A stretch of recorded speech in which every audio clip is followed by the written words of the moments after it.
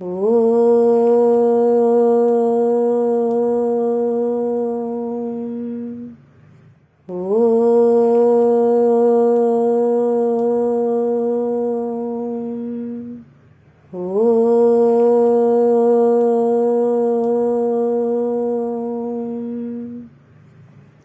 ஸ்ரீ சாய்ராம். சுவாமியின் பொற்பாத கமலங்களுக்கு நம் அனந்த கோட்டி நமஸ்காரங்கள். சாய்ராம். சுவாமியின் அருளோடு வருகின்ற 2024ஆம் ஆண்டு எல்லோருக்கும் சந்தோஷமாகவும் ஆனந்தமாகவும் அமைய வாழ்த்துக்கள். அனைவருக்கும் இனிய புத்தாண்டு நல்வாழ்த்துக்களை கூறிக்கொண்டு உங்கள் அனைவரையும் இந்த மாத வாசகர் வட்டத்திற்கு அன்போடு அழைக்கிறோம். தொடர்ந்து நடந்து வருகின்ற நம் மாதாந்திர வாசகர் வட்டத்தில் இன்று வேத மாதா சாயி மாதா என்ற தலைப்பில் நம் வாசகர் வட்டம் நடக்க இருக்கிறது. இந்த வாசகர் வட்டத்தை முன்னின்றி நடத்துபவர் மதிப்பிற்குரிய ஸ்ரீமதி அருணா ராஜா முரளி சாய்ராம் அவர்கள். ஸ்ரீமதி அருணா ராஜா முரளி சாய்ராம் அவர்கள் பவானி சமிதியின் ஆன்மீக பொறுப்பாளராகவும் மூத்த பாலவிகாஸ் குருவாகவும் ஈரோடு மாவட்டம் மகிழாஸ் வேதம் ஒருங்கிணைப்பாளராகவும் உள்ளார். தொடர்ந்து திருமதி அருணா ராஜா முரளி சாய்ராம் பேசுவார்.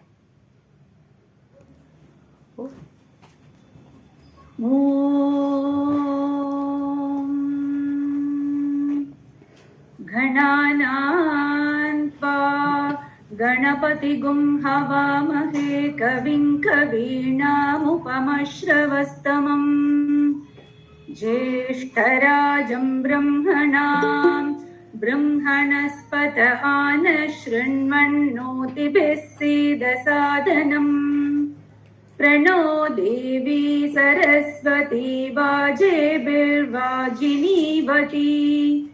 धीनामभित्र्यवतु गणेशाय नमः सरस्वत्यै नमः श्रीगुरुभ्यो नमः हरिः ओम्.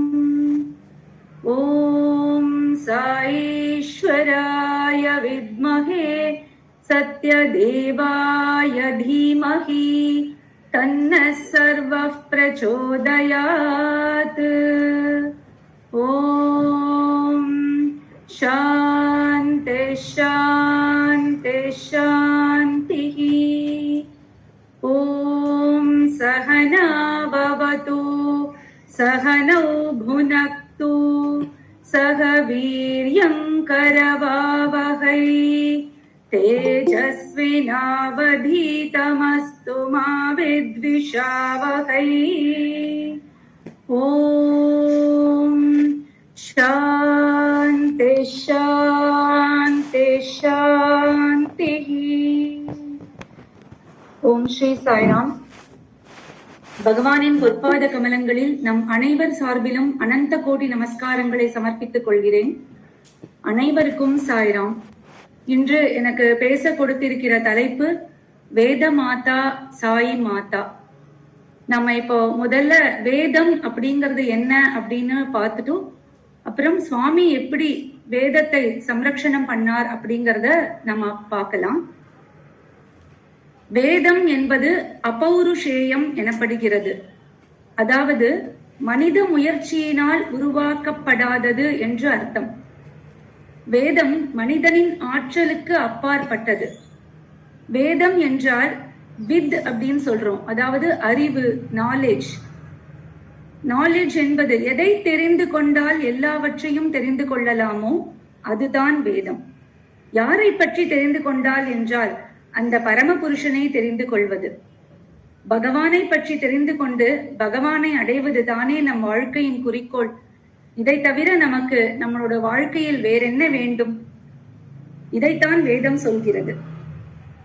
வேதத்திற்கு ஸ்ருதி என்று மற்றொரு மீனிங் உண்டு. அதாவது ஸ்ருதி என்றால் ஷுத், காதால் கேட்கப்படுவது என்று அர்த்தம். அந்த காலங்களில் வேத பாடசாலைகளில் வேதம் சொல்லிக் கொடுக்கும் போது குரு சொல்லிக் கொடுக்கும் வேத மந்திரங்களை சிஷ்யர்கள் காதால் கேட்டு கற்றுக்கொண்டனர். இந்த காலத்துல நாம எல்லாரும் நோட்ஸ் எழுதி நாம படிச்சு மனப்பாடம் பண்றோம். ஆனா அந்த காலத்துல வேதம் குரு சொல்லி கொடுக்கிறார் அப்படின்னா திரும்ப திரும்ப அவர் சொல்ல கேட்டு அவளும் திரும்பி திரும்பி சொல்லி மனனம் பண்ணி கேட்டு அவ திரும்பியும் அத சொல்லி பிராக்டிஸ் பண்ணுகிறார்கள். அதனால் வேதத்திற்கு ஸ்ருதி என்று பெயர் உண்டு. இன்னொரு பெயர் எழுதா கிழவி அப்படின்னு சொல்றாங்க. அதுதான் அவங்க நோட்ல எழுதாம காதால கேட்டு அது சொல்றதுனால அதுக்கு எழுதா கிழவி அப்படின்னும் இன்னொரு பெயர் இருக்கு. வேதம் என்பது எப்படி இருக்கிறது என்றால், வேதம் கடவுளின் மூச்சுக்காற்று என்று சொல்கிறோம். அதற்கு காலம் கிடையாது, ஆதி அந்தம் கிடையாது. அது சப்தங்களால் ஆனது. வேதம் ஒலி வடிவில் உள்ளது. இந்த சப்தங்களின் கூட்டுதான் வேத மந்திரங்களாக வந்தது. அது எப்படி வந்தது என்பதை இப்பொழுது பார்க்கலாம். ரிஷிகள் எல்லோரும் உண்மையை தெரிந்து கொள்ள வேண்டும் என்று பல 100 வருஷங்கள் தபஸ் பண்ணினார்களாம். அப்படி தபஸ் பண்ணின போது அவர்களோட மனசில் இருந்து உத்பவமானதுதான் வேதம்.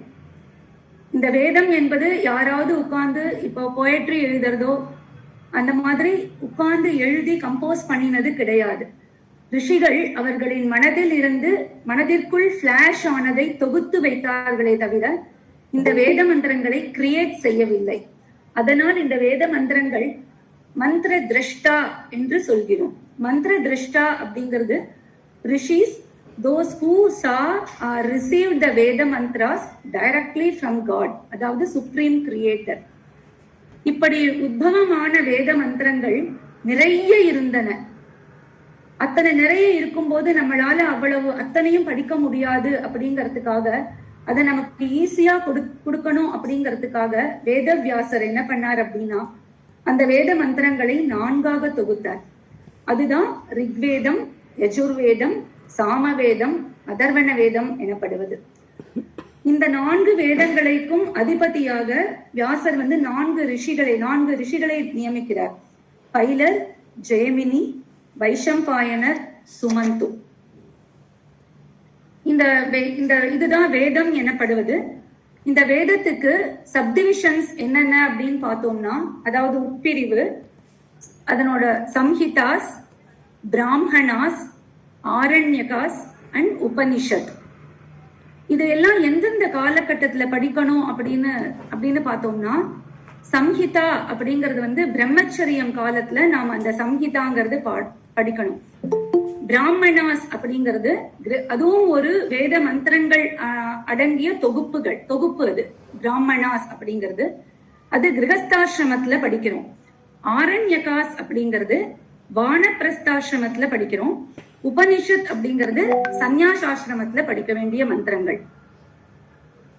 இந்த சம்ஹிதா அப்படிங்கிறது என்ன அப்படின்னா, இது கலெக்ஷன் ஆஃப் வேத மந்த்ராஸ், அதாவது வேத மந்திரங்களின் தொகுப்பு.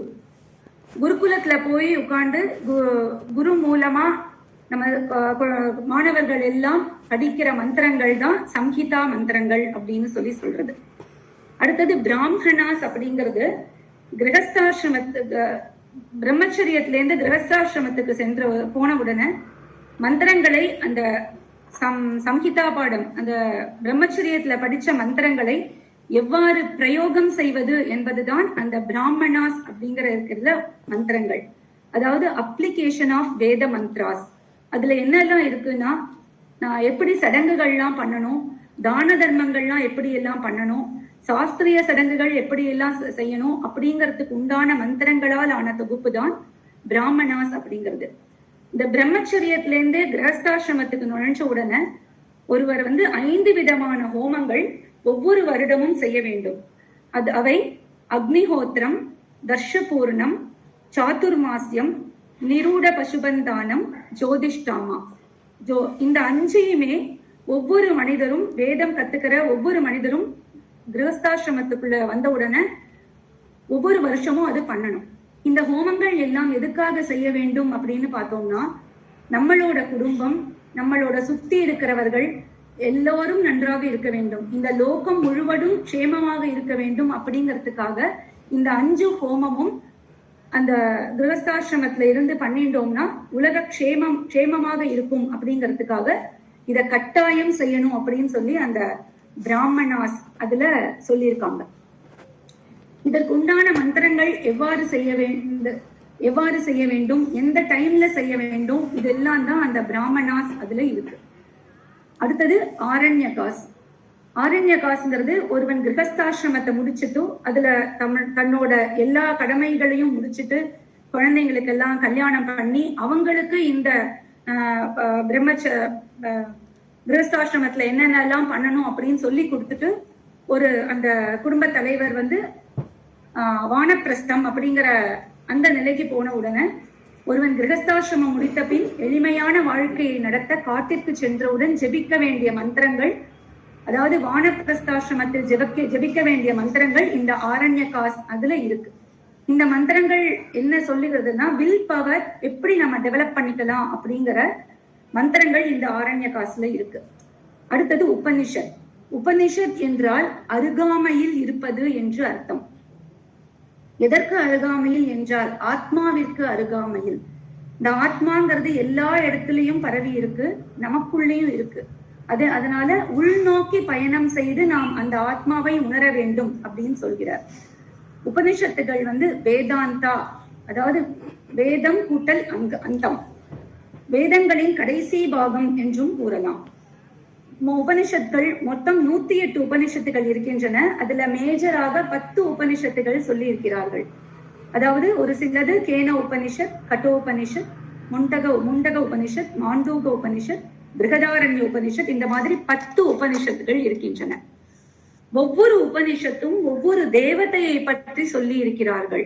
இப்ப நம்ம நாராயண உபனிஷத்னு நம்ம சொல்றோம், அதுல நாராயணனை நம்ம உபாசிக்கிறோம். அந்த மாதிரி ஒவ்வொரு உபனிஷத்தும் ஒவ்வொரு தேவதையை உபாசனை செய்திருக்கிறார்கள். சாவித்ரி உபனிஷத் அப்படின்னு சொல்லிட்டு ஒரு உபனிஷத் ஒண்ணு உண்டு. அதுலதான் விஸ்வாமித்திர முனிவர் வந்து ராம லக்ஷ்மணர்களுக்கு போதித்த பலா அதிபலா மந்திரம் அந்த சாவித்ரி உபனிஷத்துலதான் இருக்கு அப்படின்னு சொல்றாங்க. அடுத்தது முக்திகோ உபனிஷத் அப்படின்னு ஒரு உபனிஷத் உண்டு. அந்த உபனிஷத் வந்து ஸ்ரீராமர் ஆஞ்சநேயருக்கு வந்து 108 உபதேசத்தையும் நீங்க படிக்கணும் அப்படின்னு சொல்லி ராமர் வந்து ஆஞ்சநேயருக்கு உபதேசம் பண்றார். அந்த உபனிஷத் வந்து முக்திகோ உபனிஷத். அந்த முக்திகோ உபனிஷத்துல 108 உபனிஷத்தோட பேரும் அதுல இருக்கு. அப்புறம் கலிசந்தரோ உபனிஷத் அப்படின்னு ஒரு உபனிஷத் இருக்கு. நான் இந்த கலிகாலம் ஆரம்பிச்சதுக்கு அப்புறமா நாரதர் வந்து பிரம்மா கிட்ட போய் கேட்கிறார், இந்த கலிகாலத்துல வந்து எல்லாராலையும் இத்தனை வேத மந்திரங்களையும் படிக்க முடியாது, அவளுக்கு டைம் இருக்காது, அதனால என்ன என்ன என்ன சொல்லலாம் அப்படின்னு சொல்லி பிரம்மா கிட்ட கேட்கிறார். அவர் இப்ப சொல்றார், அந்த 16 மந்திரம் ஹரே ராம ராம ராம ஹரே ஹரே, ஹரே கிருஷ்ண கிருஷ்ண கிருஷ்ண ஹரே ஹரே. இதுதான் வந்து வேத வாக்கியம் பிரம்மா வாயினால வந்தது. இத வந்து யார் வேணாலும் எப்ப வேணாலும் எந்த இடத்துல வேணாலும் நாம சொல்லலாம். சோ இது சொன்னோம்னா அந்த வேத மந்திரம் அது சொன்ன பலன் கிடைக்கிறது அப்படின்னு சொல்லிட்டு அந்த கலிசந்தரோ உபனிஷத் அப்படிங்கறதுல சொல்லியிருக்கு. சோ இந்த கலிகாலத்துல சுவாமி கூட சொல்லியிருக்கார், நாமஸ்மரணம் பண்ணுவதுதான் பெரிய சாதனை அப்படின்னு சுவாமியுமே சொல்லியிருக்கார். இதுதான் வந்து வேதத்தோட சப்டிவிஷன்ஸ். அடுத்தது வேதத்தோட அங்கங்கள் என்ன அப்படின்னு பார்த்தோம்னா 6 அங்கங்கள் இருக்கு.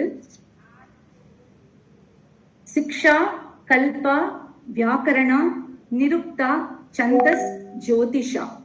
இந்த 6 அங்கங்களும் தான் வேதத்துக்கு ரொம்ப முக்கியமானதா கருதப்படுகிறது. வேத ஒலிகளையும் அக்ஷரங்களையும் புரிந்து கொண்டு சரியான முறையில் பயன்படுத்த இந்த வேத அங்கங்கள் முக்கிய இடத்தை பெறுகின்றன. வேதங்களை கற்பிப்பதில் இந்த வேத அங்கங்களுக்கு முதன்மை இடம் அளிக்கப்படுகிறது. இதுல ஒன்னொன்னா நம்ம என்னங்கிறது பார்க்கலாம்.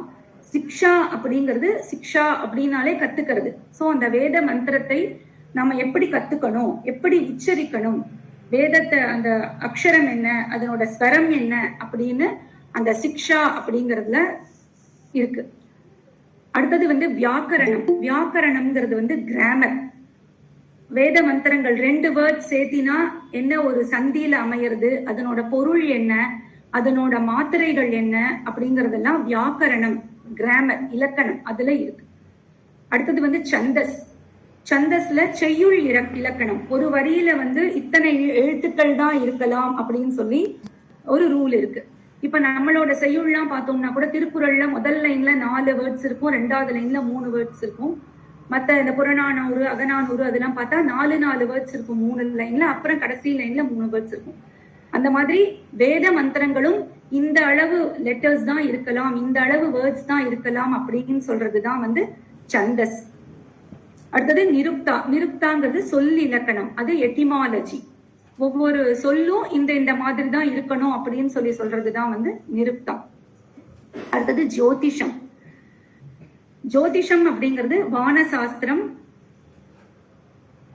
வானியல் சாஸ்திரம். அது ஆஸ்ட்ரானமிக்கல் ஸ்டடீஸ் இருக்கும், கிரகங்கள் இருக்கும். அது அந்த கிரகங்கள்லாம் எப்படி சஞ்சாரம் பண்றது, அந்த கிரகங்களுக்கும் நமக்கும் உள்ள தொடர்பு என்ன, 27 நட்சத்திரங்கள், அந்த 27 நட்சத்திரங்கள் எப்படி சேர்ந்து ஒரு மாசம் ஆறுது, அது எப்படி வருஷம் ஆறுது இப்படின்னு அதுல அந்த வானியல் கணிதம் இருக்கிறது தான் வந்து ஜோதிஷம். கல்பம் அப்படிங்கிறது வந்து செயல்முறை, வேள்வி விளக்கம், வேள்வி சாலை அமைப்பதற்கான கணிதம், டைம் ரிலேட்டட், அதெல்லாம் வந்து கல்பம்ல வந்து சொல்லியிருக்காங்க. சோ இதெல்லாம் வந்து வேதம்ங்கிறது என்ன, அதை பத்தினதெல்லாம் நம்ம பார்த்தோம். இப்போ ஒவ்வொரு அவதாரத்திற்கும் ஒரு குறிக்கோள் இருக்கு. அந்த மாதிரி சுவாமியோட அவதார குறிக்கோள் வந்து வேத சம்ரக்ஷணம், அந்த வேத போஷணம் அண்ட் பக்த சம்ரக்ஷணம். சுவாமி 1960 ஒரு பிரெஞ்சு அறிஞர் நம்ம இந்தியாவுக்கு வந்தார். அவர் வந்து நிறைய இடமெல்லாம் சுத்தி பார்த்துட்டு, அவர் பெரிய சான்ஸ்கிரிட் ஸ்காலர். அவர் உலகம் ஃபுல்லா சுத்தி பார்த்துட்டு இந்தியாவுக்கு வரார். இந்தியாவிலேயே வந்து சமஸ்கிருதம் இவ்வளவு க்ஷீணமாயிருக்கு, வேதமே இவ்வளவு க்ஷீணமாயிருக்கு அப்படின்னு சொல்லி அவர் மனசுக்குள்ள ஒரே கவலை அவருக்கு. அப்புறம் சுவாமி வந்து புட்டபர்த்தியில இருக்கார் அப்படின்னு தெரிஞ்சு, அவரோட மகிமையை தெரிஞ்சு புட்டபர்த்திக்கு வர்றார். அவர் சுவாமி கிட்ட வந்து சொல்றார், இந்த மாதிரி வேதங்கள் எல்லா இடத்துலயும் க்ஷீணமா இருக்கு சுவாமி, இத வந்து உங்களால மட்டும்தான் அதை வந்து உத்தாரணம் பண்ண முடியும், மேல எடுத்து அது நல்ல வழியில கொண்டு போக முடியும் அப்படின்னு சொல்லி அவர் சுவாமிகிட்ட பிரார்த்தனை பண்ணிக்கிறார்.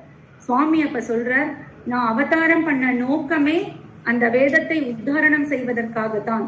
நீ இந்த உலகத்துல எந்த இடத்துல இருந்தாலும் நான் இந்த வேலையை பண்ணிட்டு இருக்கிற அந்த விஷயம் வந்து உன் காதுக்கு வந்து கண்டிப்பா வரும்.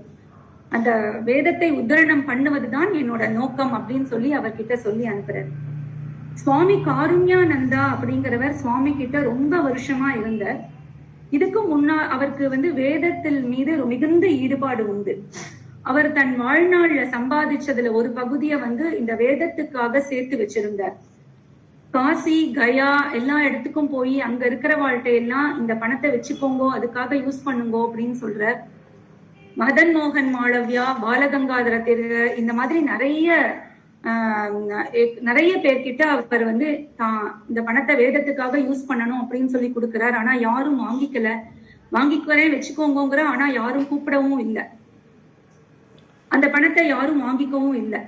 சுவாமி அதுக்கப்புறம் சுவாமி காருண்யானந்தா நம்ம சுவாமி கிட்ட வந்ததுக்கு அப்புறம் ரொம்ப நாள் கழிச்சு சுவாமியா அவரை கூப்பிடுறார். சுவாமி கிட்ட அவர் இப்படி எல்லாம் சொல்லல, ஏன்னா எல்லார்கிட்டயும் சொல்லியாச்சு, யாரும் அந்த வேலையை நடத்திக்கல அப்படின்னு சொல்லிட்டு அவரும் சுவாமி கிட்ட சொல்லல. ஆனா சுவாமியா அதை தெரிஞ்சுண்டு அவர் ஒரு நாள் சுவாமியை கூப்பிட்டு சொல்றார், சுவாமி காருண்யானந்தா கிட்ட, உன்னோட மனசுல இத்தனை நாளா ஒரு கவலை பட்டு இருந்த நீ, அந்த கவலை வந்து உன்னை விட்டு போற நேரம் வந்துடுத்து. நீ சேர்த்து வச்சிருக்க எல்லா பணத்தையும் இங்க உபயோகிக்கிற நேரம் வந்துடுத்து. அதை என்கிட்ட ஒப்படைச்சிட்டு நீ நிம்மதியா இருக்கலாம் அப்படின்னு சொல்லி சுவாமி அவர்கிட்ட சொல்றார். அவருக்கு ஒரே சந்தோஷம், சுவாமி இந்த மாதிரி பண்ண போறார் அப்படின்னு சொல்லிட்டு தான் கிட்ட இருந்த அத்தனை பணத்தையும் கொண்டு வந்து சுவாமி பாதத்துல சமர்ப்பணம் பண்ணிட்டு அவர் ரொம்ப நிம்மதியா இருந்தார். சுவாமியும் அந்த பணத்தை வேதத்துக்காக நிறைய யூஸ் பண்ணிட்டார். இதை கொடுத்து கொஞ்ச நாளுக்கு எல்லாமே சுவாமி காருண்யானந்தா சுவாமியோட பாதத்தை அடைஞ்சிட்டார். தன்னோட வேலை முடிஞ்சுடுத்தோ, இனிமே சுவாமி அதை பார்த்துப்பார் அப்படின்னு சொல்லிட்டு அது சுவாமியோட பாதத்தை அடைஞ்சிட்டார். தர்மஸ்தாபனத்திற்காக சுவாமி பல்வேறு கோவில்களுக்கும் சென்று புனருத்தாரணம் பண்ணார். அதுக்கப்புறமா 1961 அக்டோபர்ல சுவாமி பிரசாந்தி நிலையம்ல ஒரு மாபெரும் யஜ்ஞம் ஒன்று நடக்கணும் அப்படின்னு சொல்லி சங்கல்பம் பண்ணினார். அவர் சொன்னபடி வடக்கு இமயத்திலேருந்து தெற்கு குமரி வரைக்கும் பல்வேறு வேத பண்டிதர்கள் அந்த யஜ்ஞத்துல கலந்துட்டாங்க. சுவாமி அப்ப சொன்னார், எனது அவதாரத்தின் நோக்கங்களின் ஒரு பகுதியாக நான் பசுக்களையும் பிராமணர்களையும் சரிவர கவனிப்பதற்காக அடிக்கல் நாட்டுகிறேன். அவற்றின் மூலம் வேதங்களை காப்பாற்றி போதித்து வேத தர்மத்திற்கு புத்துயிர் ஊட்டுவேன் அப்படின்னு சொல்லி சொல்றார். தான் வந்த அவதாரம் பண்ண நோக்கத்தை சுவாமி அந்த சமயத்துல சொல்ற. அந்த யஜ்யம் பெரிய அளவுல நடக்கிறது, 7 நாள் நடக்கிறது. இந்த மாதிரி அவர் திட்டமிட்ட யஜ்யம் தான் 1961 முதல் இன்று வரை பிரசாந்தி நிலையத்துல வேத புருஷ சப்தாக ஞான யஜ்யம் அப்படிங்கிற பேர்ல தசரா டைம்ல 7 நாட்கள் வெகு விமரிசையாக நடைபெற்று கொண்டிருக்கிறது. காலையிலையும் சாயந்தரமும் வேத கோஷம், எல்லா வேத பண்டிதர்களும் வேத கோஷம் நன்றாக இருக்கும்.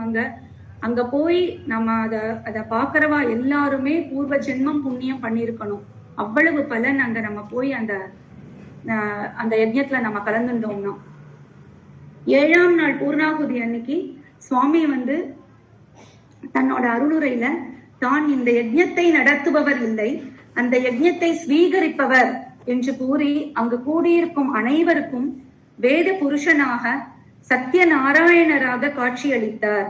அத்தனை பேருக்கும் சுவாமி சத்யநாராயணராக காட்சியளிச்சிருக்கார். அன்னைக்கு ஒரு முறை இந்த மாதிரி நடந்த தசரா விழாவின் போது யஜ்யத்தில் கலந்து கொண்ட வேத பண்டிதர்கள் எல்லாம் வேத மந்திரங்களை ஜபித்துக் கொண்டிருக்கிறார்கள்.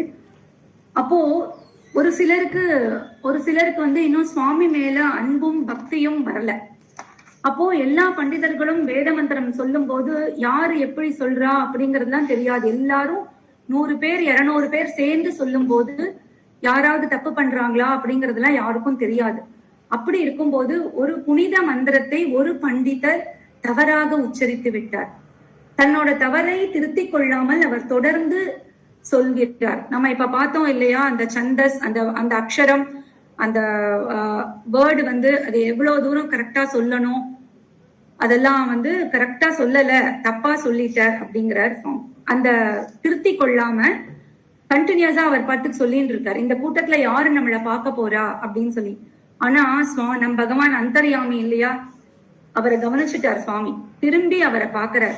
பார்த்துட்டு, சாஸ்திரி அந்த மந்திரம் சொல்றத நீங்க நிறுத்துங்கோ அப்படின்னு சொல்லி எல்லாரையும் நிறுத்த சொல்லிட்டு அவரை மட்டும் திரும்பவும் அந்த மந்திரத்தை உச்சரிக்க சொல்லி சுவாமி அதை கரெக்ட் பண்ணி கரெக்டான உச்சரிப்புடன் சுவாமி சொல்ல அந்த பண்டிதர் அதை திருப்பி சொல்லி அதுக்கப்புறம் அவர் சுவாமி கிட்ட நமஸ்காரம் பண்றார். தான் தப்பா சொல்லிட்டோம் அப்படின்னு சொல்லி அதுக்கப்புறம் எல்லா வேத பண்டிதர்களும் சுவாமி கூடவே அந்த மந்திரங்களை சொன்னார்களாம். ஸ்ரீராமர் திரேதா யுகத்திலையும் ஸ்ரீ கிருஷ்ணர் துவாபர யுகத்திலையும் அதிருத்ர மகாயஜ்யம் நடத்தி இருக்கிறார். நமது சுவாமியும் 2006 புட்டபர்த்தியிலும் 2007 சென்னையிலும் அதிருத்ர மகாயஜ்யம் வெகு விமரிசையாக நடத்தினார். அதற்கப்புறமும் இப்ப நிறைய இடங்கள்ல அதிருத்ர மகாயஜ்யம் நம்ம சத்யசாய் ஆர்கனைசேஷன்ல நடந்துட்டு இருக்கு. சோ அந்த வேத கோஷம்ங்கிறது சுவாமி ஆரம்பிச்சு வச்சது இன்னும் எல்லா இடத்துலயுமே நடந்துட்டு இருக்குங்கிறத நம்ம இப்ப பாக்குறோம்.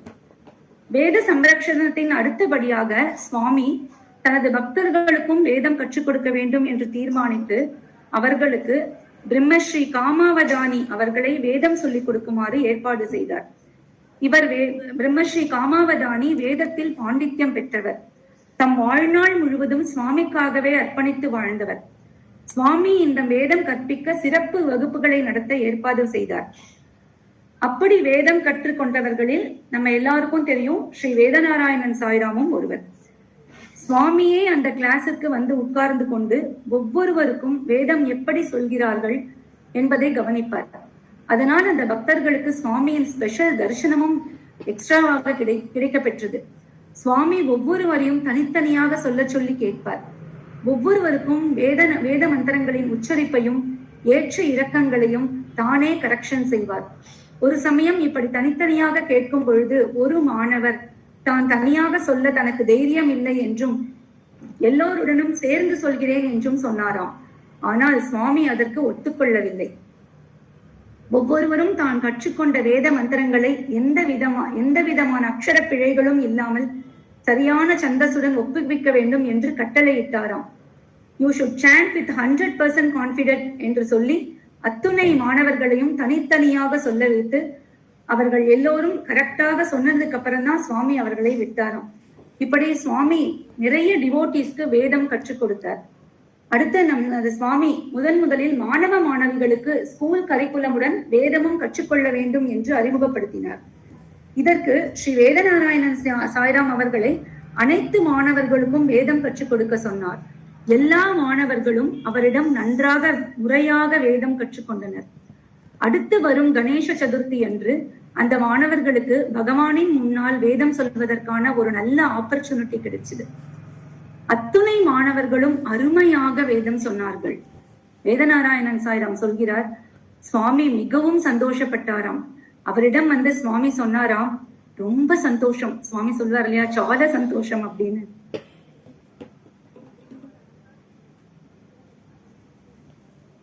சுவாமி சொன்னாராம், மாணவர்கள் ரொம்ப அழகாக சொன்னார்கள். இதற்கு மேல் என் வாழ்க்கையில் வேறென்ன வேண்டும்?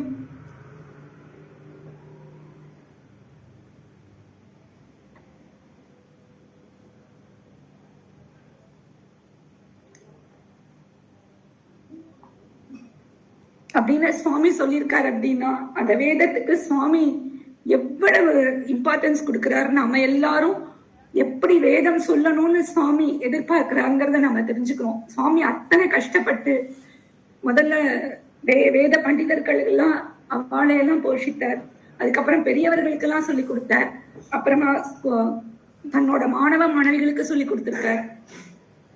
இப்போ பால விகாஸ்லயும் வந்து சுவாமி வந்து வேதம் குரூப் 1, குரூப் 2, குரூப் 3 எல்லாத்துலயும் வேதம் சிலபஸ்லயே கொண்டு வந்து நம்ம குருமார்களுக்கு வேதம் கற்பித்து கொடுத்து, குழந்தைகளுக்கு வேதம் கற்பித்து கொடுத்து, இன்னைக்கு எல்லாரும் இந்த ஆர்கனைசேஷன்ல மட்டும்தான் அத்தனை பேரும் நம்ம வந்து வேதம் சொல்றோம் அப்படிங்கறத நம்ம பாக்குறோம்.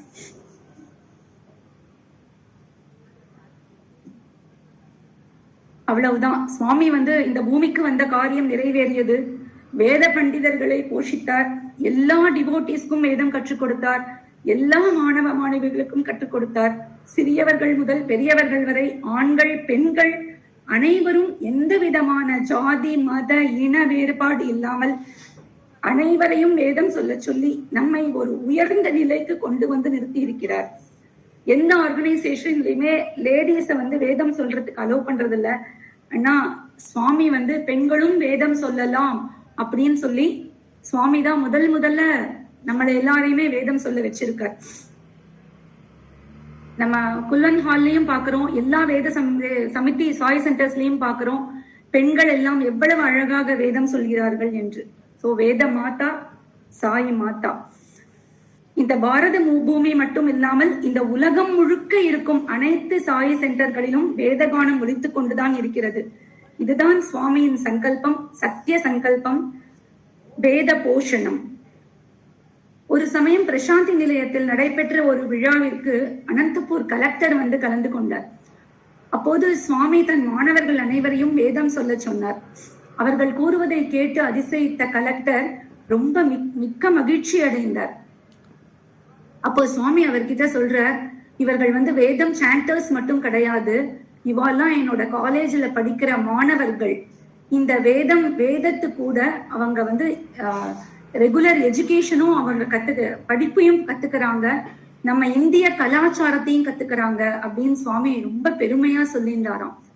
அப்ப அந்த கலெக்டர் கேட்டாராம், இவ்வளவு அழகா வேதம் சொல்றாங்க, ரொம்ப சந்தோஷம், அவர்களுக்கு அந்த வேதத்துக்கு உண்டான அர்த்தங்களும் தெரியுமா அப்படின்னு சொல்லி சுவாமி கிட்ட அந்த கலெக்டர் கேட்டாராம். உடனே அந்த ஸ்டூடெண்ட்ஸ், வேதம் சாண்ட் பண்ண ஸ்டூடெண்ட்ஸ் எல்லாருக்கும் ஒரு பயம் வந்துடுது. அடடா, சுவாமி நமக்கு வந்து வேதத்துக்கு உண்டான ஒரு பொது விளக்கம் மட்டும்தானே நமக்கு தெரியும், தனித்தனி மீனிங் நமக்கு தெரியாதே, சுவாமி தான் நம்மை காப்பாற்ற வேண்டும் அப்படின்னு சுவாமியவே வேண்டிக் கொண்டார்களாம். சாய் மாதா அப்படி விட்டுடுவாங்களா? சுவாமி அவரை தன் குழந்தைகளை காப்பாற்ற அந்த கலெக்டரிடம் என்ன சொன்னார் தெரியுமா? இந்த வேத மந்திரங்களை பக்தி பாவத்துடன் ஜபித்தாலே போதும், ஒவ்வொரு மந்திரத்தின் அர்த்தத்தையும் தெரிந்து கொள்ள வேண்டும் என்று கட்டாயம் கிடையாது. எப்படி ஒரு தாய் தன் குழந்தையை தூங்க வைக்க தாலாட்டு பாடுகிறாளோ, அந்த குழந்தையும் அந்த பாட்டில் உள்ள அர்த்தம் பற்றி கவலைப்படாமல் தன் தாயின் குரலில் உள்ள அன்பை மட்டுமே அறிந்து கொண்டு மகிழ்ந்து தூக்கம் என்ற ஆனந்த நிலைக்கு செல்கிறதோ, அதுபோல பிரேம பாவத்துடன் இறைவனை நினைத்து நாம் அந்த வேத மந்திரத்தை சொல்பவர், சொல்ல கேட்பவர் மற்றும் சுற்றியுள்ள அனைவரும் அந்த ஆனந்தத்தை அனுபவிப்பார் என சுவாமி அவரிடம் கூறினாராம். சோ அர்த்தம் புரியாமல் வேதத்தை உச்சரித்தாலும் கூட அக்ஷரப்பிழை, சந்தப்பிழை, மாத்திரை பிழை இதெல்லாம் இல்லாம நம்ம வேதம் சொல்லும் போது ஒருவர் ஆன்மீக பாதையில் முன்னேறி அந்த பரமானந்தத்தை அடைய முடியும் என்று நமது சாயி மாதா சுவாமி கூறுகிறார். இந்த வேதம் என்பதுதான் நம் கலாச்சாரத்தின் அடிப்படை. வேதம் சொல்வதனாலேயே இந்த அட்மாஸ்பியர்ல நிறைய பாசிட்டிவ் வைப்ரேஷன் உண்டாகிறது. நம்ம பாக்குறோம், மழை வரல அப்படின்னா நம்ம உடனே வேத யஜ்ஞங்கள் பண்றாங்க. அதுக்கப்புறம் நிறைய இடத்துல நம்ம ருத்ரம் சான் பண்ணிட்டு இருக்கோம். இப்ப சமீபமா லோக க்ஷேமத்துக்காக டிசம்பர் 10ஆம் தேதி அன்னைக்கு எல்லா சமிதிகளிலும் ஏகாதச ருத்ரம் பாராயணம் பண்ணோம். சோ இந்த மந்திர சக்தி எல்லா இடத்துலயும் இருக்கிறதுனால பாசிட்டிவ் வைப்ரேஷன்ஸ் நிறைய இந்த உலகத்துல இருக்கு. தீய சக்திகள் எல்லாம் அழிந்து உலகமே மங்களகரமாக இருக்கும். இந்த வேத மந்திரங்கள் ஜபிப்பதனால நிறைய வியாதிகள் குணமாகின்றன. நிறைய பேரோட வாழ்க்கையிலேயே மாற்றங்கள் தெரிகிறது. இப்போ போன வாரம் சென்னைக்கு நம்ம ஸ்டேட் லெவல் டேலண்ட் சர்ச் போயிருந்த போது அங்க சுந்தரம் வேதம் சாண்டர், வேதம் சொல்பவர் ஸ்ரீ ஸ்ரீனிவாசன் அவர்கள் அவர் பேசும்போது அவர் சொன்னார், ஒரு அன்பர், அவருக்கு தெரிந்த அன்பர், ஆனா அவரோட நடத்தை எல்லாமே ரொம்ப மோசமாக இருந்ததாம். பல பிரச்சனைகள் அவர் மாட்டின்னு இருந்தாராம். இவர் வேதம் கிளாஸ் எடுக்கிறார் அப்படின்னு தெரிஞ்சு அவர்கிட்ட கேட்டாராம், சார் நான் உங்களோட வேதம் கிளாஸ் நான் அட்டென்ட் பண்றேன், ஆனா எனக்கு வேதம்லாம் எனக்கு சொல்ல தெரியாது, ஆனா நான் காதால கேட்டுக்கிறேன், நான் பின்னால உட்காந்துட்டு நான் காதால கேட்டுக்கிறேன் அப்படின்னு சொன்னாராம். அவரும் வாங்கோ, தாராளமா வாங்கோ, உட்காந்துக்கோங்கன்னு சொல்லிட்டாராம். ஒரு வாரம் 10 நாள்லயே அவர்கிட்ட ஒரு பாசிட்டிவ் சேஞ்ச் தெரிஞ்சுதான். இப்படி ஒரு வருஷம் உட்கார்ந்து அவர் வேதத்தை கேட்டுட்டே இருந்ததுனால அவர் அப்படி ஃபுல்லா 100% ஒரு நல்ல மனுஷரா மாறிட்டாராம். எத்தனை தீய காரியங்கள்லாம் செஞ்சுட்டு இருந்தாரோ அதையெல்லாம் விட்டுட்டு நல்ல மனுஷனா மாறி அவரும் சுவாமி கிட்ட வந்துட்டாராம். சோ இப்படி வேதம் சொல்வதனால் மாணவத்துவத்திலிருந்து மாதவத்துவத்தை அடையலாம் என்று சுவாமி சொல்லி இருக்கிறார். கேட்டவருக்கே இத்தனை பலன் என்றால் நாம் எல்லாம் வேதம் கற்றுக்கொண்டு நாம சமிதியில நாம சொன்னோம் அப்படின்னா சுவாமி நம்மளை எந்த அளவு நம்மளை உயர்வடைய செய்வார் அப்படிங்கிறது நம்மளே கற்பனை பண்ணி பார்த்துக்கலாம். இப்படி சுவாமி பாலவிகாஸ்ல சின்ன வயசுல இருந்தே 5 வயது முதல் ஸ்லோகம், பஜன், வேதம் இப்படி எல்லாத்தையுமே கற்றுக்கொண்டு அதனை பாராயணம் செய்வதனால் எதிர்காலத்தில் வாழ்க்கையில் அந்த குழந்தைகளும் அவர்களை சார்ந்து இருப்பவர்களும் நல்ல உயர்ந்த நிலையை அடைவார்கள் என்பதில் எந்தவித சந்தேகமும் நமக்கு கிடையாது. நாளைய தினம் புது வருடம் 2024 பிறக்க இருக்கிறது. இந்த நல்ல தருணத்தில் நம்மை இந்த அளவு உயர்ந்த நிலைக்கு அழைத்து செல்லும் வேத மந்திரங்களை கற்றுக்கொண்டு நமது ஈரோடு மாவட்டத்தில் உள்ள அனைத்து ஆண்களும் பெண்களும் மற்றும் பாலவிகாஸ் குழந்தைகளும் ஆக குறைந்தபட்சம் 1008 பேராவது பிரசாந்தி நிலையம் சென்று இங்கு வேதங்களை கற்றுக்கொண்டு பிரசாந்தி நிலையம் சென்று சுவாமியோட 100வது பிறந்த நாள் விழாக்களில் ஈரோடு மாவட்டத்தில் இருந்து நாம் அனைவரும் சென்று சுவாமிக்கு வேதங்கள் சொல்லி சுவாமியோட பாதார இல்லங்களில் சமர்ப்பணம் செய்யணும் அப்படின்னு நான் எல்லாரையும் கேட்டுக்கிறேன். சுவாமி ரொம்ப சந்தோஷப்படுவார். சுவாமியின் அன்புக்கும் பேரருளுக்கும் நாம எல்லோரும் பாத்திரர் ஆவோம் என்று கூறி இது முடித்துக் கொள்கிறேன். சாய்ராம். இதுவரைக்கும் நான் எங்கேயும் பேசினது இல்லை. ஏதாவது தவறு இருந்தது நான் பேசினதுல அப்படின்னா எல்லாரும் மன்னிச்சுக்கோங்க. இந்த முயற்சியில எனக்கு உதவி செய்த எங்களுடைய வேதம் குரு ரமணன் அண்ணாவிற்கும் சாய் சகோதரி பார்வதி சாய்ராமிற்கும் என்னுடைய நன்றியை தெரிவித்துக் கொள்கிறேன். ஓம் சர்வேஷாம் ஸ்வஸ்திர் பவது, சர்வேஷாம் சாந்திர் பவது, சர்வேஷாம் பூர்ணம் பவது, சர்வேஷாம் மங்களம் பவது. ஓம் சாந்தி சாந்தி சாந்தி. இன்று நாளை பிறக்க இருக்கும் 2024ஆம் வருடத்தில் எங்கும் எல்லாவற்றிலும் நன்மை உண்டாகட்டும், எங்கும் எல்லாவற்றிலும் அமைதி உண்டாகட்டும், எங்கும் எல்லாவற்றிலும் முழுமை உண்டாகட்டும், எங்கும் எல்லாவற்றிலும் வளம் உண்டாகட்டும். ஓம் சாந்தி சாந்தி சாந்தி. சாய்ராம். சாய்ராம். அதெல்லாம் ரொம்ப நல்லா பேசினேம்மா. ரொம்ப குறுகின வேளையில வேதம்ங்கிறது ரொம்ப ரொம்ப விரிவானது, அதே வேளையில் ரொம்ப சூக்ஷ்மமானது. எல்லா விஷயங்களையும் அப்படியே ரொம்ப கோஜென்டா ஃப்ளூயண்டா அழகா சொன்னேன். எல்லா சார்பும் எனக்கு நான் நன்றியை தெரிவித்துக் கொள்கிறேன். சாய்ராம். சாய்ராம். சாய்ராம்.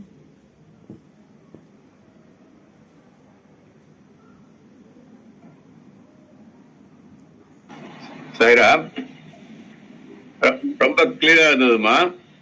சாய்ராம் சார். நம்ம வேதத்துக்கு ஈக்குவலா சப்போஸ் நம்மளால உச்சரிக்க முடியல, வேற வழிகள்ல அதுக்கு ஈக்குவலா சப்போஸ் சாமி நம்ம பஜன் பாடுறோம், அந்த மாதிரி வேற ஏதாவது மாற்றம் ஏதாவது இருக்கின்றதா? அதுதான் சாய்ராம் நான் சொன்னேனே, ஹரே ராம ராம ராம ஹரே ஹரே சொல்லணும்னாலே அந்த உபனிஷத்லாம் படிச்சதுக்கு உண்டான பலன் நமக்கு கிடைக்கிறது அப்படின்னு சொல்லி. என்ன உபனிஷத் சொன்னீங்க சாய்ராம்? ஒரு நிமிஷம் அண்ணா சொல்லுங்க அண்ணா. அண்ணா Sairam. Sairam Aruna. Sairam sir. Sairam. Sairam to everyone. நல்ல கம்பைலேஷன் அருணா. நிறைய இருக்கு. பாலகிருஷ்ணன் சாய்ராம் சொல்ற மாதிரி இது ரொம்ப ரொம்ப ரொம்ப பெருசு. பரத்வாஜர் எவ்வளவோ படிச்சு முடியலன்னு கூட ரொம்ப வருஷங்கள் அவர் தபஸ் இருந்து வேதத்தை முடிக்க முடியலேன்னு ரொம்ப கவலைப்பட்டதுனாலதான் இந்த அவதாரமே வந்தது. ஷிரடி சாய், சத்ய சாய் அவதாரம்லாம் அந்த கதை எல்லாருக்குமே தெரியும் இல்லையா? சோ அதனால வேதம்ங்கிறது ரொம்ப ரொம்ப ரொம்ப பெருசு. அது அதுல நாம இப்போ சார் கேட்ட கேள்விக்கு டைரக்டா போனோம் அப்படின்னா, மந்திரங்கள் இப்போ இந்த 3 வர்ணத்தாருக்கும் மந்திரங்கள் உண்டு. இப்போ காலப்போக்கில் என்ன ஆச்சுன்னா, இந்த பிராமணர்கள் மட்டும் கொஞ்சம் அதை மெயின்டைன் பண்ற மாதிரி இருக்கு. அவளாலையும் முடியறது இல்லை. இப்போ ஒரு ஷாக்கை எடுத்துட்டாலே ஒரு 12 to 18 இயர்ஸ் ஆகும் ஒரு பிரான்ச் ஆஃப். இப்ப இருக்கிற வேதங்களோட வால்யூம் பார்த்தோம் அப்படின்னா ஒரு 2% தான் அவைலபிள் இருக்கு. இதெல்லாம் வானிலை மறைஞ்சிடுச்சது. அது எப்படின்னா, ஏன்னா எழுதி வைக்கிறது இல்லாதனால சொல்லி நிறைய இருந்ததுனால வால்யூம் பார்த்தோம்னா வியாசர் டைம்ல இப்ப இருக்கிற வால்யூம், அதாவது இப்ப இருக்கிற வால்யூம் எப்படின்னு பார்த்தீங்கன்னா, ரிக்வேதத்துல 11,400 சொச்ச மந்திரங்கள் இருக்கு. ரிக் இருக்கு. அதுல ஆல்மோஸ்ட் ஆஃப் எஜுர்வேதத்துல இருக்கு. 6,000 or 7,000 மந்த்ராஸ் இருக்கு. 2 லைன் நான் சொல்றது. அப்புறம் சாமவேதத்துல பார்த்தோம்னா அது இன்னொரு குவார்டர் இருக்கும். அதர்வணத்துல இன்னும் அதுல குவார்டர் இருக்கும். இவ்வளவு மந்திரங்கள் இருக்கு.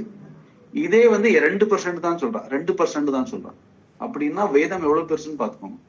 எப்படின்னா அதென்ன அந்த காலத்துல அவளோட தபஸ் அந்த முழுமை அடைவதற்கான மனிதன் இறை தத்துவம் அடைவதற்கான எல்லா வழிகளும் முயற்சி கொண்டார்கள்.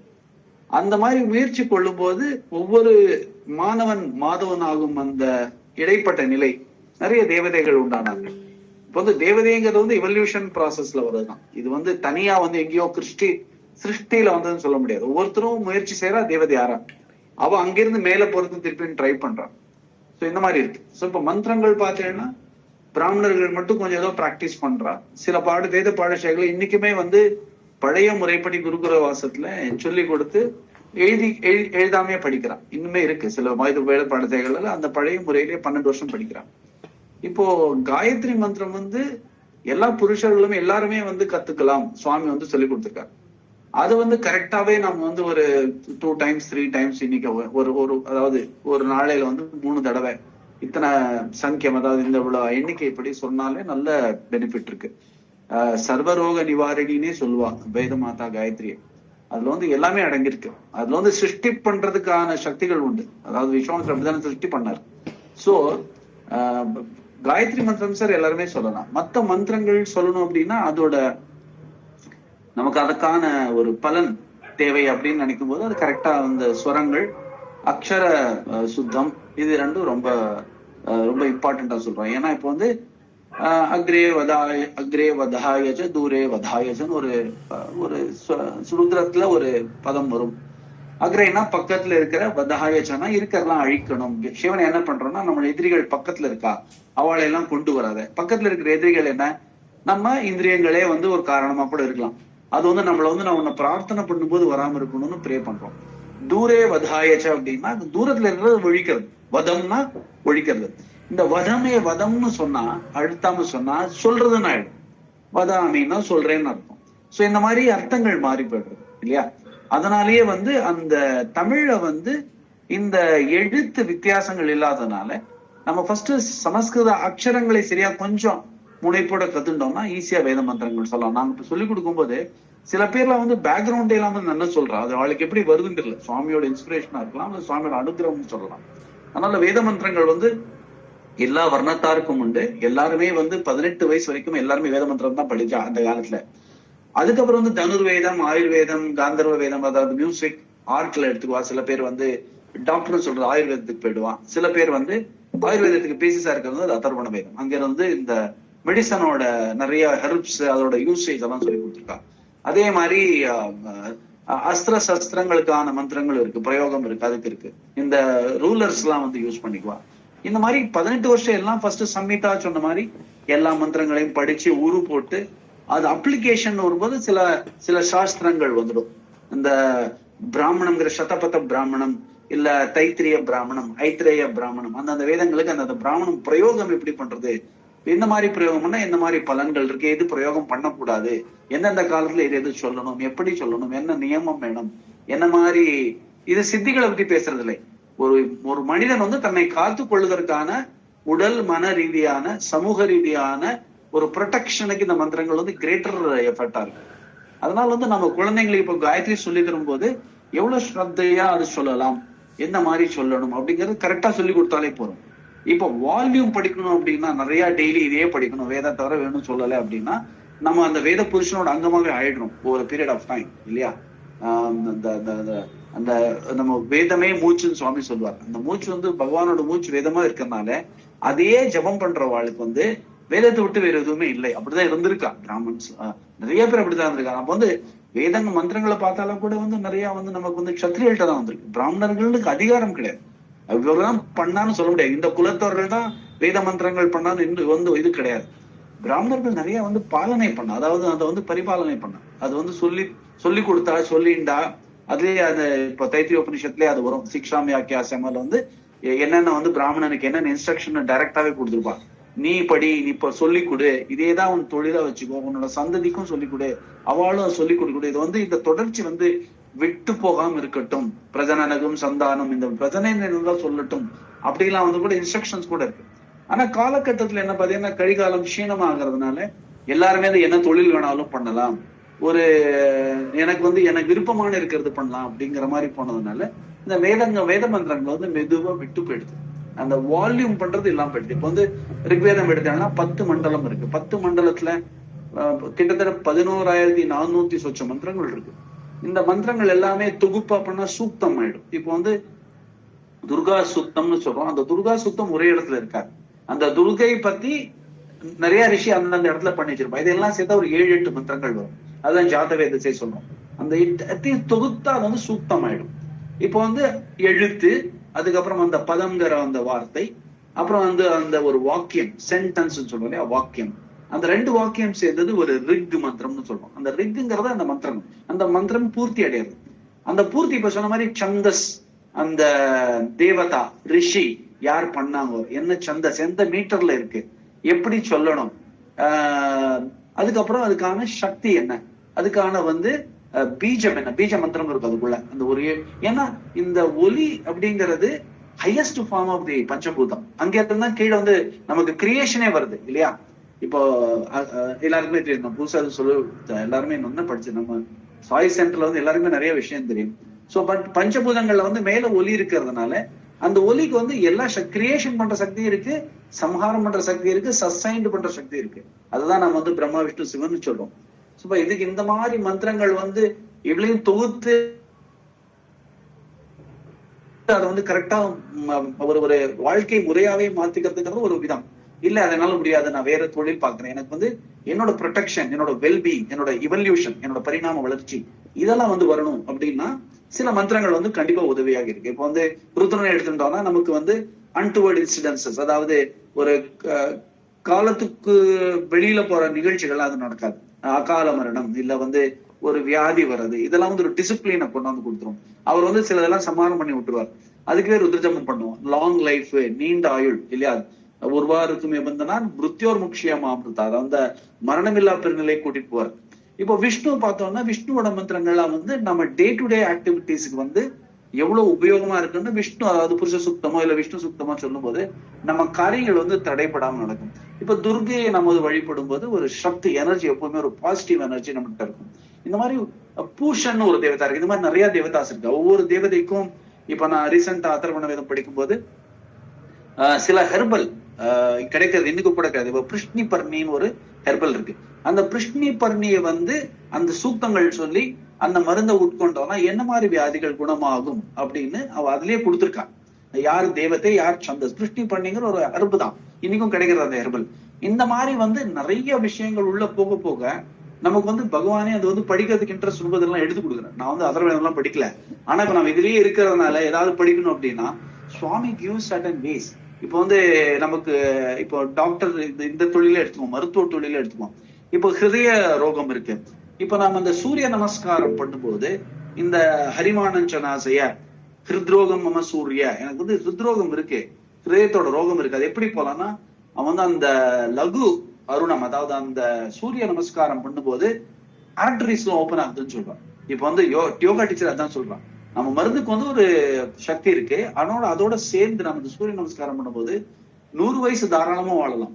என்ன அதே மாதிரி சில ஹரிமானஞ்சனாசை, இந்த ஜாண்டிஸ், அதுக்கும் வந்து சூரிய நமஸ்காரம் சொல்றாங்க. ஏன் இதெல்லாம் சொல்லியிருக்காங்கன்னா ஒரு நல்ல ஒருத்தன் வந்து பிறந்ததுல இருந்து கடைசி வரைக்கும் பல சம்ஸ்காரங்கள், 60 சம்ஸ்காரங்கள் இருக்கு, சடங்குகள்னு சொல்றோம். சடங்குகளே வந்து அந்த 6 அங்கங்கள், ஷட் அங்கம், 6 அங்கம் தான் சடங்குன்னு தமிழ்ல இருக்கு, அதுவும் சம்ஸ்கிருத் தான். இந்த ஷட்னா 6, அங்கம்னா பார்ட். அந்த 6 அங்கம் சொன்னாங்க இல்லையா, இப்ப சந்தஸ், ஜோதிஷம், நிருக்தம், கல்பம், இதெல்லாம் இந்த 6 அங்கங்கள் வச்சுதான் அந்த சடங்குகளை கிரியேட் பண்ணிருப்பான், அந்த ரிச்சுவல்ஸ் கிரியேட் பண்ணிருப்பான். அதெல்லாம் பண்றதுனால வந்து மனிதன் வந்து ஒரு நியமத்திலையும் ஒரு கோட்பாடுலையும் ஒரு கட்டுப்பாடுலயும் இருந்தானா அவனோட பரிணாம வளர்ச்சி வந்து மனிதன் மட்டும் இல்லாம வந்து அவர் வந்து பகவான் ஆகிறதுக்கு, மாதவன் ஆகிறதுக்கும் நிறைய சான்ஸ் இருக்கு. நான் நிறைய கண்டிப்பா அப்படிதான் ஆகணும். அதுதான் மேல் நோக்கி பயணம்னு சொல்லுவார். ஊர்த மூலம் அதஷாகமஸ்வத்தம் பிராகுரவியம். ஸோ நம்ம வந்து நம்ம ரூட் எங்க இருந்து வந்தோம்னா மேல இருந்து வந்திருக்கேன், அதை தேடி போறதுதான் வாழ்க்கை அப்படின்னு சுவாமியும் சொல்லியிருக்காரு, கிருஷ்ணனும் சொல்லியிருக்காரு. சோ இந்த வேத மந்திரங்கள் வந்து ஒரு பெரும், சுவாமி சொல்றது மனனா திராயதே இதி மந்திரக, மனசை எது காப்பாத்துகிறதோ அது மந்திரம். அது எப்போ வந்து நம்ம ரெகுலரா சொல்லிட்டு இருக்கோமோ நம்ம ஃபர்ஸ்ட் அந்த அனாவசியத்துல இருந்து வெளியே வந்துடும். அனாவசியத்துல இருந்து வெளியே வந்துற போது நமக்கு இந்த மாதிரி மத்த இந்த அத்தியாத்மிகம், ஆதி தெய்வீகம், ஆதி போதிகம் சொல்ற இந்த இடர்பாடுகள்லாம் இருக்காது. சோ நீங்க வந்து மந்திரங்கள் எடுக்கும்போது உங்களுக்கு பேசிக் சில மந்திரங்களை வந்து ஒரு டீச்சரை வச்சுட்டா உங்களுக்கு எந்த இடத்துல டவுட்ஸ் வருதோ, சார் நான் உங்களுக்கே கத்துக்கிறேன், நோ ப்ராப்ளம். இங்க இருக்கிறவங்க யாருக்கு இன்ட்ரெஸ்ட் இருக்கோ நீங்க சில மந்திரங்கள் வந்து நித்திய பாராயணம், சில சர்வதேவதா காயத்ரி மந்திரம் இல்ல காயத்ரி மந்திரம் இல்ல சில சின்ன சின்ன சூக்தங்கள், இதெல்லாம் வந்து நான் வந்து இகபரம் சொல்றோம் இல்லையா, இந்த வாழ்க்கைக்கும் சஞ்சனை மயச்சனை, இந்த வாழ்க்கைக்கும் மேல போற நெக்ஸ்ட் வாழ்க்கை நமக்கு தெரியாது. என்ன எவல்யூஷன் ப்ராசஸ்ல எந்த ஸ்டேஜுக்கு போகணும் யாருக்குமே நமக்கு தெரியாது. நம்ம யாருக்குமே தெரியாது, சுவாமி தான் சொல்லணும். எந்த வாழ்க்கையில நம்ம வந்து சுவாமி திருப்பியும் எங்க சுவாமி எதுக்கு போறோம்னா சுவாமி வந்து கைடு பண்ணி அந்த வாழ்க்கையில நல்ல வாழ்க்கையில கொண்டு விடுவார். அப்படிதான் அவன் பரிணாம வளர்ச்சி ஆகும். அந்த லெவலுக்கு போகணும் அப்படின்னா நம்மளோட அந்த அதுக்கான முயற்சிகள் பண்ணிட்டே இருக்கணுங்கிறது இந்த வேத மந்திரங்களோட ஒரு அப்ரோச் அப்படிங்கறது சொல்லி முடிச்சுக்கிறேன். நிறைய பேசலாம், sorry, I taken more time. Sairam.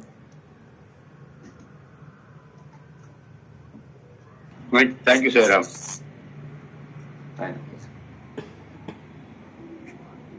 Any other questions? I'll be able to answer little whatever that I know. நிறைய இருக்கு, very huge. எந்த உபனிஷத்துன்னு கேட்டேன் நீங்க? கலி சந்தர உபனிஷத். கலி சந்தர உபனிஷத் சின்ன உபனிஷத்து, அது சம்ஸ்கிருத்ல அந்த மந்திரங்கள் இருக்கு. அந்த மந்திரத்தை வந்து பிரம்மா சொல்லுவார் நாரதருக்கு, இந்த ஹரே ராம ராம ராம ஹரே ஹரே, ஹரே கிருஷ்ணா ஹரே கிருஷ்ணா கிருஷ்ண கிருஷ்ண ஹரே ஹரே வந்து இப்ப இஸ்கானோட மூல மந்திரம் தான். இஸ்கான்கிற இயக்கத்துக்கு இதை வச்சுதான் அவன் வந்து என்டையர் இஸ்கானே நடத்துறான் இல்லையா. யார் வேணா சொல்லலான்னு எல்லாத்தையும் உள்ள இழுத்துட்டான் இஸ்கான்ல. இது வந்து பிரம்மா வந்து நாரதருக்கு சொன்னது, அதாவது இந்த கலிசுந்தர உபனிஷத்துல சொல்லியிருக்கான். அதனால அது வந்து ஒரு மந்திரமாவே வந்து ஈவன் மகா பெரியவா, காஞ்சி பெரியவரே சொல்லியிருக்காரு அவரோட தெய்வத்தின் குரல்ல. சொல்லியிருக்காரு. நீங்க வந்து இது யாருமே வந்து ஜபிக்கலாம், எல்லாருக்கும் மந்திரம் வேணும்னு சொல்றான்.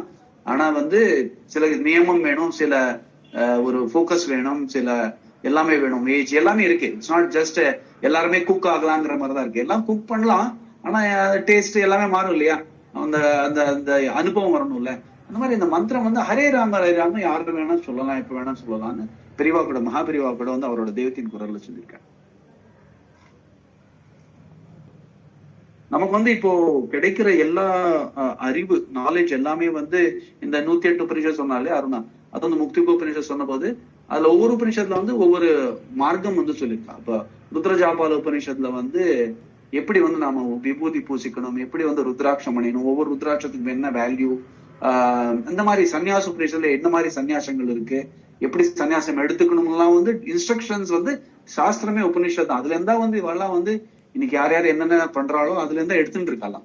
அது வந்து புதுசா வந்து யாருமே வந்து பண்றேன் நான் இது பண்றேன் அப்படின்னு சொல்லவே முடியாது, எல்லாமே இருக்கு அதுல. So it is very very vast. நம்ம படிக்க போனோம்னா உள்ள போக அது நிறைய இருக்கும். இப்போ மாண்டூக்கிய உபனிஷத்தை எடுத்துட்டோம்னா நம்ம இந்த ஜாகிரதா சுப்னா சுஷுப்தி வந்து ரொம்ப இன் டீட்டெயிலா டிஸ்கஸ் பண்ணலாம். சொப்னத்துல என்ன ஆகுறது, நீ வந்து சுஷுப்தியில போகும்போது டீப் ஸ்லீப்ல போகும்போது அகங்காரம் என்ன ஆகுறதுன்னு கௌடபாத காரிக்கை வந்து நிறைய அதை பத்தி இன் டீட்டெயிலா பேசியிருப்பான்.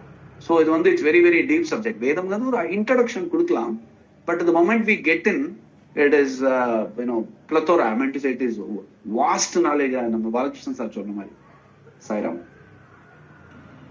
குரு இல்லாம கத்துக்க முடியாது இல்லைங்களா. இப்போ வந்து மியூசிக் மாதிரி தான். மியூசிக் எப்படின்னா உங்களுக்கு 7 ஸ்வரங்கள் இருக்கு, அதோட காம்பினேஷன் வந்து ராகமாகும், அதுக்கு வந்து நிறைய அதுக்கான பிராக்டிஸ்.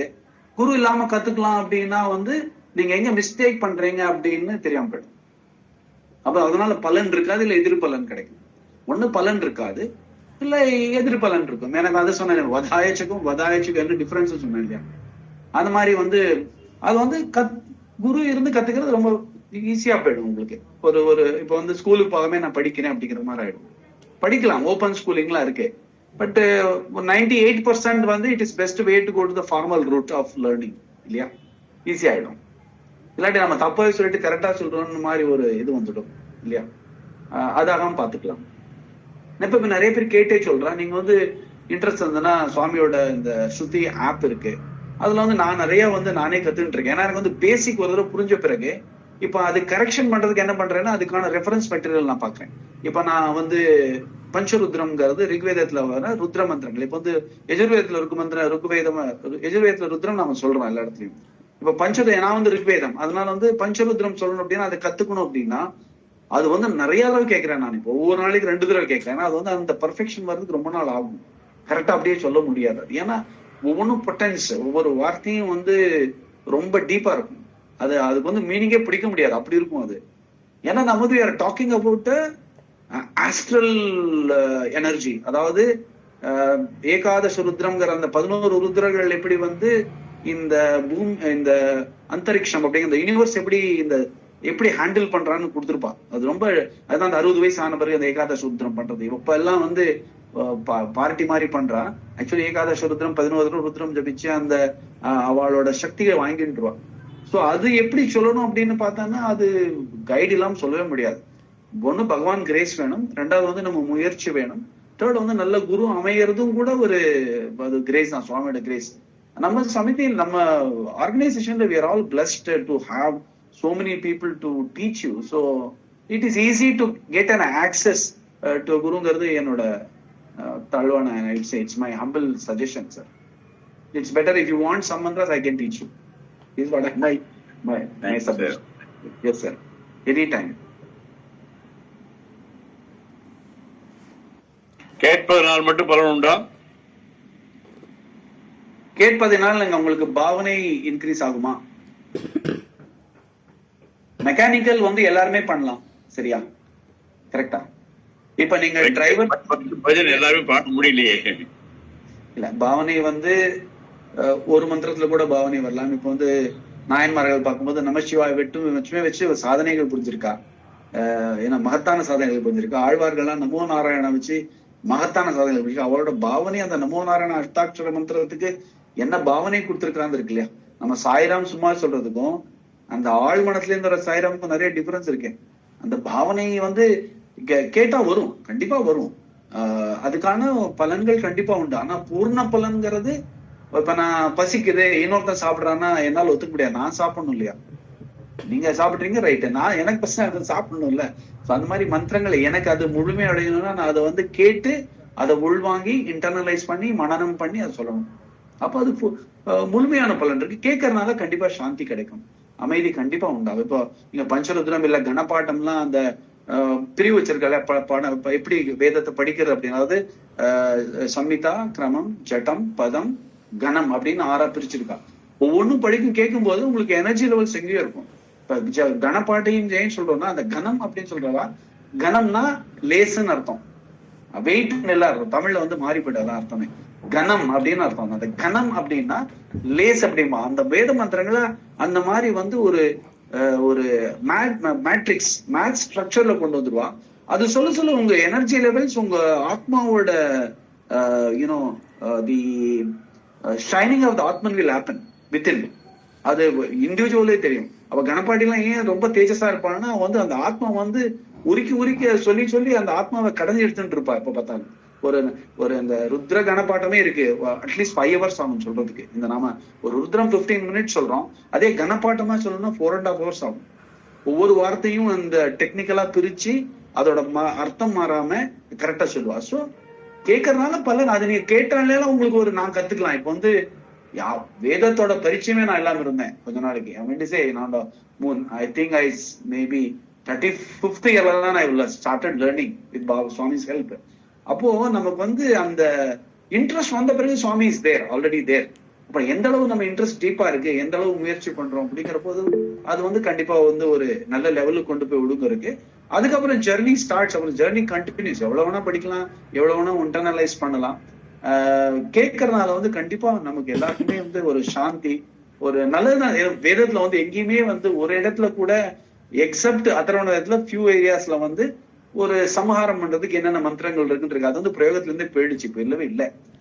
ஆனா 99% வந்து நம்ம தீய குணங்களை அழிக்கிறதுக்கும் நம்ம நல்லா இருக்கிறதுக்குமே தான் சூக்தங்கள், நல்ல வார்த்தைகள் தான் சொல்லியிருக்காளே ஒழிய அது வந்து ஒண்ணுமே இல்லையே. அதனால கேட்கறதுனால அது வந்து நல்ல பயன்தான். எல்லாருமே கேட்கலாம் டெய்லி ஆனா அட்டென்டிவ் லிசனிங் வேணுங்கிறதான் ஒரு ரிக்வெஸ்ட். ஏன்னா அதை போட்டுட்டு நாம வேற ஏதோ செஞ்சுட்டு இருக்கோம் அப்படின்னா மனசு ஈடுபடாது. மனசு ஈடுபடும் போதுதான் இதோட பரிணாமமே ஆகும் அப்படிங்கிறது என்னோட கருத்து. Sairam. Thank you, sir. Thank you.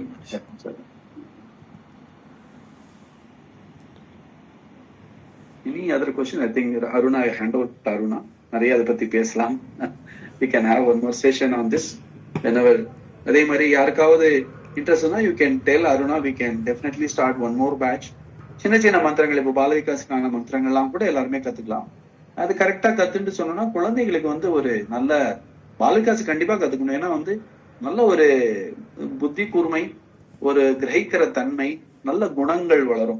ஏன்னா அந்த தேவதைகள் வந்து இன்னசென்ஸா அவ பிரார்த்தனை பண்ணும்போது அந்த தேவதைகள் வந்து அவளுக்கு வந்து ரட்சிக்கிறா, அவளுக்கு வந்து ஆசீர்வாதம் பண்றான்னு இருக்கு.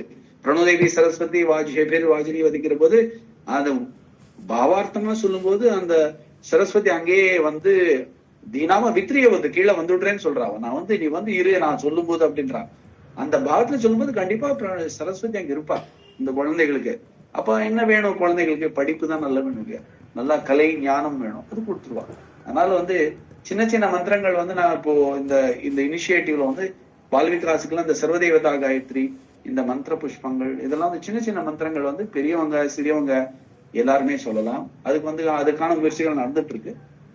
கண்டிப்பா ஏதாவது நம்ம ஈரோடு டிஸ்ட்ரிக்ட் இதுல வந்து வேத மந்திரங்களுக்கு என்னென்ன ஏதாவது நம்மளால பண்ண முடியுமா கண்டிப்பா பண்ணி தரலாம் சார்.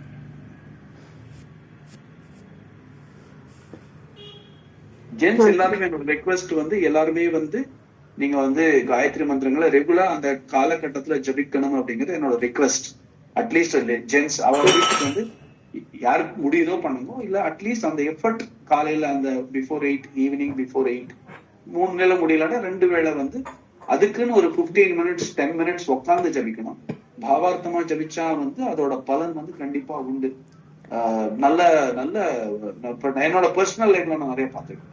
நான் எப்படி இருந்தேன் எப்படி ஆனேங்கிறது அந்த மந்திரங்களோட ஒரு சப்போர்ட் தான். அதாவது அதோட ரட்சணை சுவாமி கொடுத்த அந்த ஒரு பெரிய சொத்து அப்படின்னு சொல்லலாம். எப்பவுமே இருக்கிற மாதிரி சொத்து. ஏன்னா நம்ம எல்லாமே வந்து வேதஸ்வரூபம் தான், நாதஸ்வரூபம் தான். மீதியெல்லாம் வந்து சப்செட் ஆஃப் இட் தான். யா சாய்ராம். சாய்ராம் அண்ணா. Yes, it's really a blessing அண்ணா. நீங்க இந்த மாதிரி இந்த சத்சங்கத்துல நீங்க உங்களை நீங்க வந்து ஈரோடு டிஸ்ட்ரிக்டுக்காக நீங்க வந்து அர்ப்பணிச்சுட்டு இருக்கிறது ரொம்ப ரொம்பவே சந்தோஷமா இருக்கு. யாருக்கு வேணுமோ த்ரூ அருணா நம்ம வந்து அண்ணாவை காண்டாக்ட் பண்ணலாம்.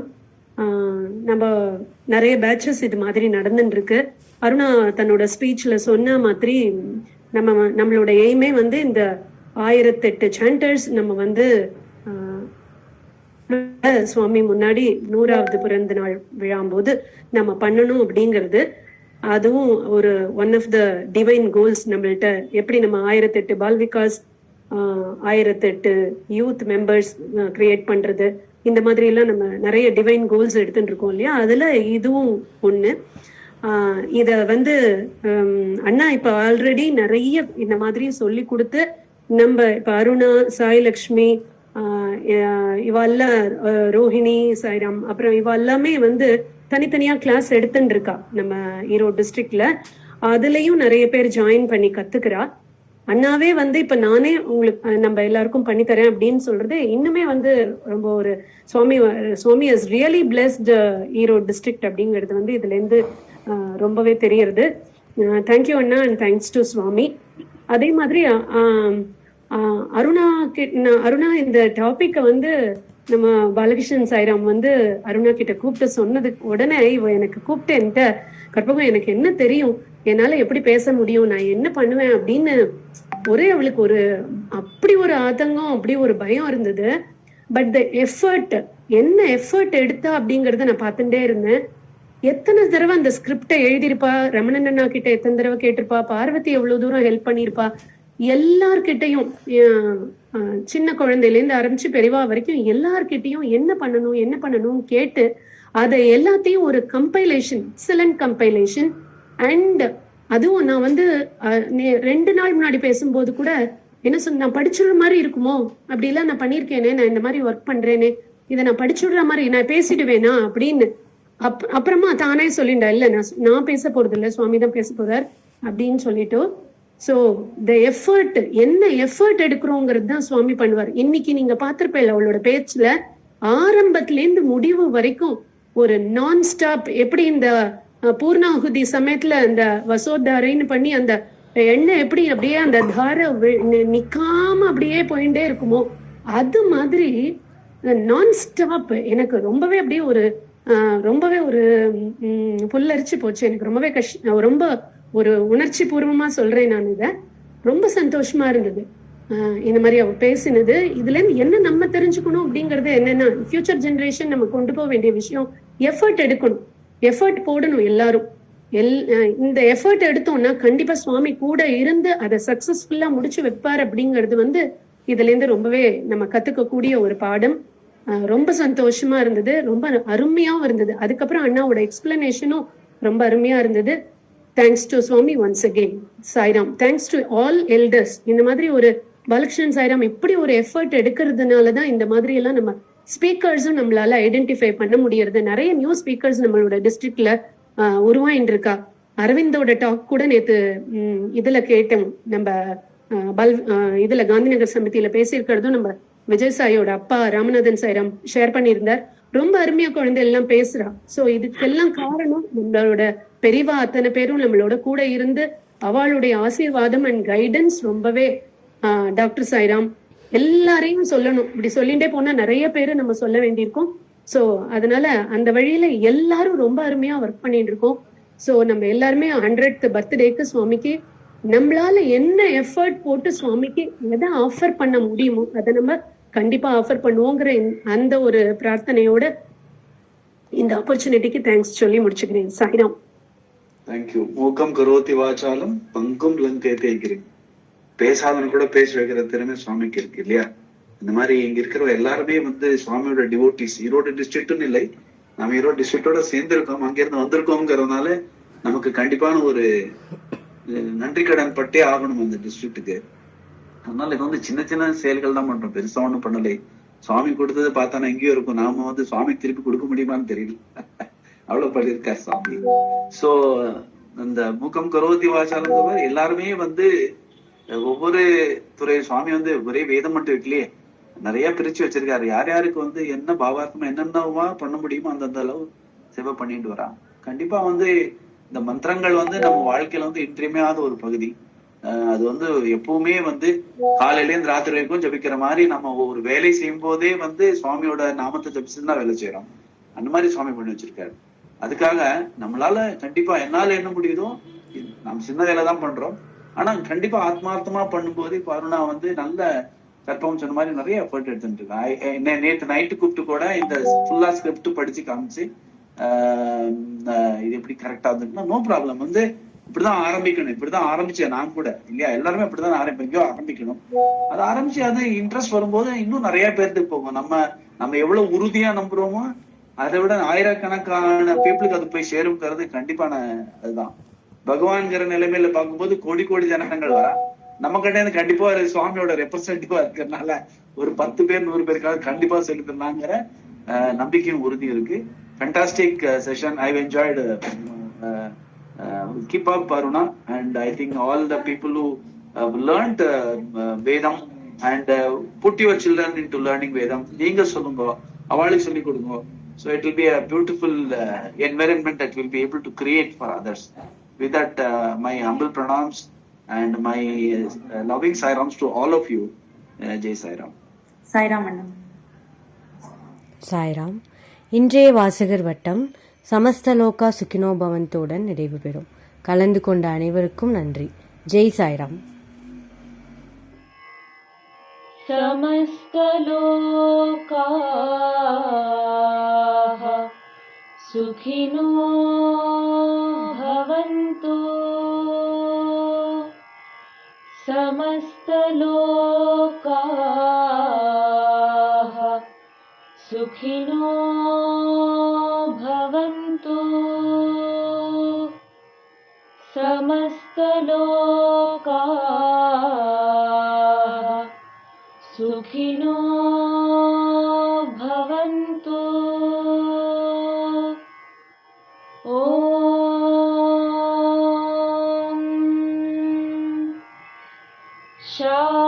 शान्ति शान्ति शान्तिः।